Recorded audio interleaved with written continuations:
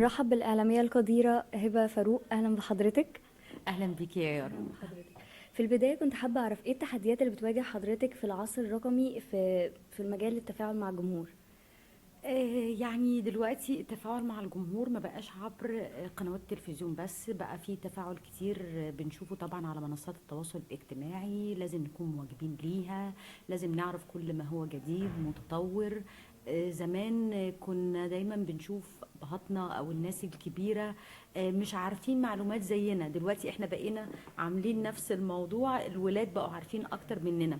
بس دلوقتي انت متاح لك ان انت تتعلمي كل حاجة وانت في مكانك، تتعرفي على اللي الولاد عارفينه، وعلى التطور اللي موجود بالزراير الموجودة اللي انت متعلماها مع الجيل الجديد برضه. فيعتبر ما فيش تحديات قد ما لازم ان انت تتحدي نفسك وتواجبي بس.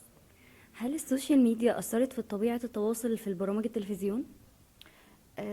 طبعا، يعني دلوقتي بقى في قنوات بتعمل اصلا البودكاست، وبتجيب المشاهير ويعملوا برامج عشان يعني يكسبوا نسبة مشاهدين كبيرة، فهو بقى في تأثير يعني مباشر من هنا لهنا يعني.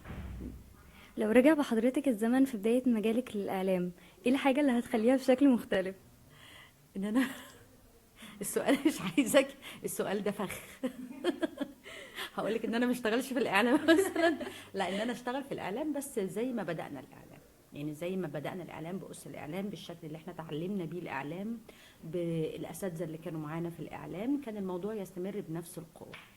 اتشرفنا بحضرتك جدا وسعداء إن حضرتك موجودة معانا النهاردة. شكرا ليك يا يارا، شكرا ليك شكرا بالدور. فندم.